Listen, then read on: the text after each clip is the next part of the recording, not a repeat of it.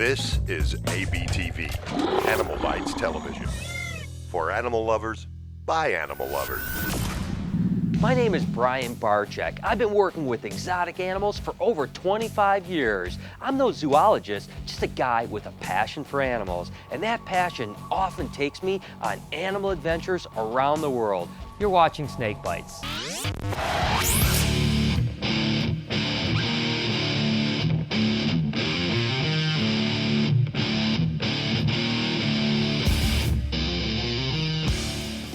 I've traveled to Southern California to tour some amazing reptile and amphibian collections, but on this adventure, I'll be joined by Chad Brown, former NFL player and all-around badass.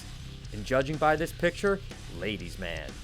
Guy, what's going on, man? Brian, how are you, man? Good to see you. Good. Chad, man? pleasure to see you. Thanks for visiting. Thank you so much for having us. So tell me about Project Reptile. Project Reptile has been around for the last 6 or 7 years. We started out originally as a gecko breeding business called Gecko. Yeah. We bred a lot of new Caledonian geckos, big variety of those, which hopefully we'll see some of today. What was the kind of evolution from starting to all of a sudden becoming Project Reptile? Yeah, so we decided to choose a reptile to get into, and the Crested Geckos kind of surfaced above all of them because of the way they operate and their character and the fact that they're handleable. Mm-hmm. And there was the evolution, and here it is today. Awesome.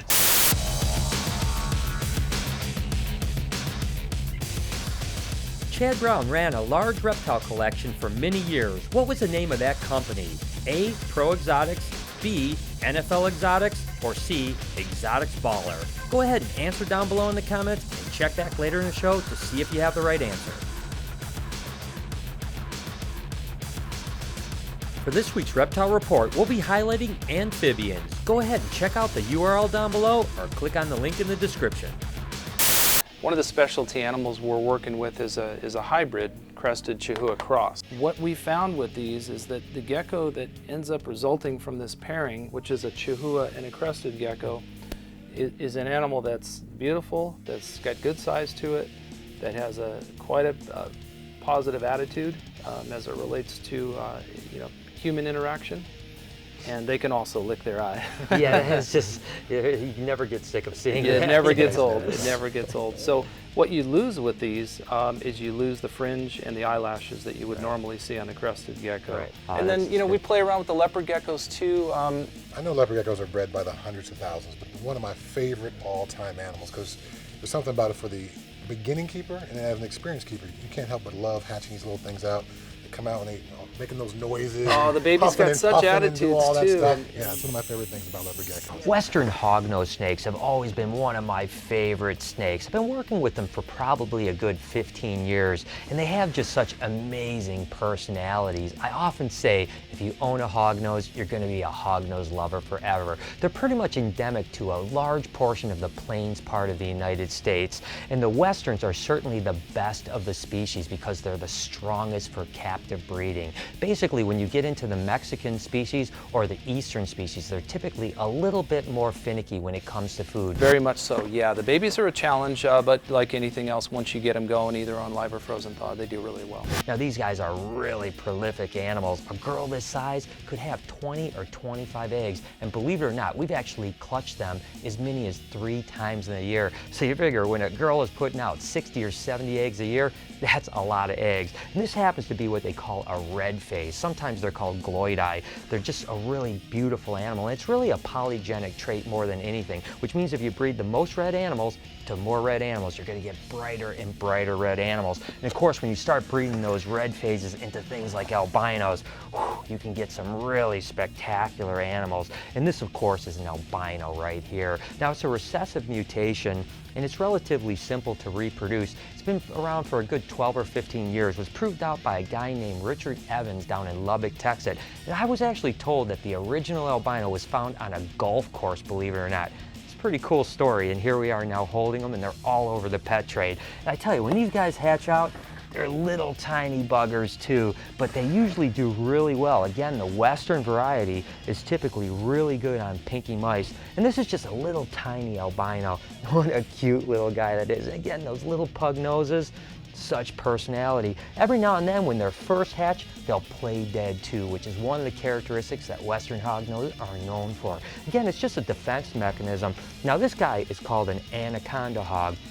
And it was really named that way because it looked kind of like an anaconda as far as the dorsal patterning or striping. And of course, they always have that solid jet black belly, which makes them really cool too. It's a codominant mutation. The supers are completely patternless, and this happens to be a stunner here. This is a red anaconda. Now again, that's that red polymorphism that you breed into mutations to make them look so incredible.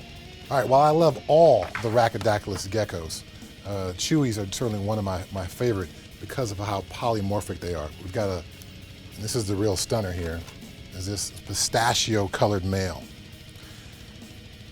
As you can see, his green color plus the pattern, I mean, he is just a phenomenally colored animal. The green, the ghost colored here, what's not to like about these beautiful lizards? Again, like all the other New Caledonian geckos, super easy to take care of. Super easy to feed, super easy to house. The most difficult part is trying to put them all back in the cage when they're hanging out on you like this. And one of the latest projects that we're working on that we didn't mention originally is a group called Boa Nation. And essentially what we're doing there is working with a group of dwarf boas, Sonoran dwarfs, leopards, and some albino and sungro crosses.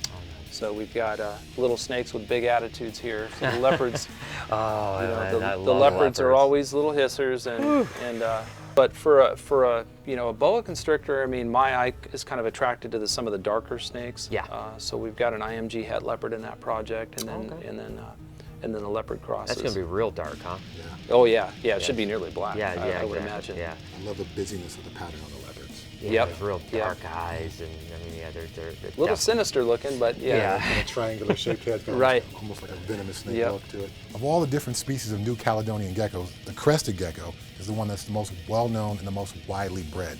These have become a staple in virtually every pet store in America.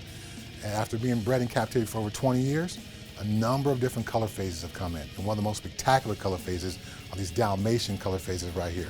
These two females are absolutely spectacular. As you can see, they've got the Dalmatian spots, but more important than that, in my opinion, is this crest.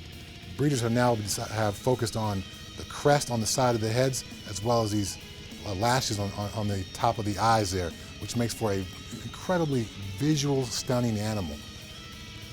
So as you can see, I still got the Dalmatian phase in my hand, but now we added a pinstripe male as well. Again, another spectacular phase of the Crested Geckos. The number of patterns, the number of different color phases in Crested Geckos is literally exploding for each year. And breeders are able to now produce so many different color and pattern phases, it's almost difficult to document them all. Again, one of my favorite species of gecko, New Caledonian Crested Geckos, and they're just spectacular to look at. Now, Amazon tree boas are absolutely incredible animals, but certainly some of them have a little bit of an attitude. You can see as soon as you pick them up, they're just like keying in. They definitely want to bite you. But this isn't just a normal Amazon tree boa. This happens to be a tiger Amazon, which is a codominant trait. Well, we can't really call it codominant yet because there hasn't been a super form. But when you breed these to normals, they certainly, and I tell you, every time I hold an Amazon tree boa, I get the little goosebumps because I know I'm about to get bit. I can't help it. No matter how many times you get bit, you're still going to get a little bit gun shy with them. But you can see the tiger Amazon is really a pattern mutation, which is right here. Oh man, they're always face biters. I knew it's coming. But you can see this pattern right here. That's the tiger Amazon. Now you have no idea what it's going to look like if there is a super form. And oh, this bugger is really fired up, isn't he? I tell you, I am definitely going to get it really close here. But again, we don't know if there's a super form yet. And we're kind of wondering what it's going to look like if there is. Is it going to be all white? Is it going to be really patternless, banded? Who knows? But I can tell you this much. Not only are they super fun to work with, they are stunning animals. I just showed you the Crested Geckos, the most widely bred species of New Caledonian Gecko. These gargoyles are the second most widely bred species, and they also come in a number of different color and pattern phases. We got a beautiful red blotch here in my hand, and then crawling up my arm is a nice orange stripe. Again, So many different color and pattern phases, and breeders are just now beginning to understand the inheritance of some of these color and pattern phases and learn how to combine them to create new and spectacular forms of geckos. One of the best things about gargoyle geckos from a pet keeping perspective is they like to rest out in the open. A lot of the other geckos like to hide away. These guys will rest out in the open for the majority of the day. So if you're looking for some type of naturalistic enclosure to have in a living space, you'd be tough to find a better animal than one of these gargoyle geckos. Now, one of my all-time favorite snakes happens to be in this drawer right now. I remember being a 14-year-old kid and looking through a book called Living Snakes of the World with John Mertens and staring at this picture of this amazing python that comes from Angola. Of course, it's the Angolan python. And I tell you what, ball pythons have always been such a big part of my snake collection. And Angolan pythons kind of remind me of them in a lot of ways. But the truth is they get much larger than ball pythons. They'll get up to 7 foot long and pretty big body too, up to probably about that big. But the real characteristic that is just completely unique to these guys is this really beaded scales. They don't feel at all like a ball python. It's just these little tiny bumps all over them. And again, these guys are really cool. You can see they are nothing like ball pythons with the way that they move. They don't ball up in a defensive way at all. They're really curious animals and just absolutely stunning. Now, I've owned them a handful of times, but unfortunately, I've never been able to reproduce them. And that's just one of the feats that I'm really hoping at some point in my career that I can open up an incubator and see some little baby Angolan heads popping out. In my 20+ years of keeping reptiles, I've been lucky enough to breed some of the most awesome species of lizards on the planet. But this right here is my all-time favorite species of lizard, New Caledonian giant geckos. So we've got 2 different types here. We've got a Grand Terra form here, which is going to mature about 15 inches, the largest species of gecko on the planet. This is a Nana Anu gecko here, a little bit smaller island population, but as you can see, still really big, bulky, big-bodied geckos, almost like the puppy dogs of the gecko world.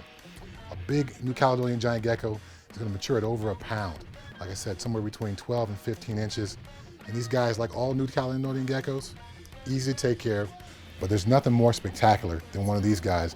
I don't know if you can get a shot of those eyes there. Some of the prettiest eyes in all the reptile world. Guy, thank you so much. This place is amazing. Thanks for coming down, Brian. It's good having you guys. Great Chad, good geckos, seeing you. awesome stuff. Thanks, man. Yes. Yeah, we'll keep doing the good work. All right, man. Take it easy. Yeah, you Have a come good see day, me guys. next time, all right? Will do. All right. Man, that was absolutely awesome. Man, those geckos were amazing. There's so much more to see, right? Yep, the reptile tour continues. Chad Brown ran a large reptile collection for many years. What was the name of that company? If you said A, Pro Exotics, you're 100% correct. Good job. So there it is. I hope you guys enjoyed the show. What an amazing thing they have going on here at Project Reptile. And you can check out all their information in the links down in the description. And as always, I was Facebooking and tweeting my way through it. So make sure to follow me over at SnakeBytesTV. Till next week, you've been watching Snake Bites.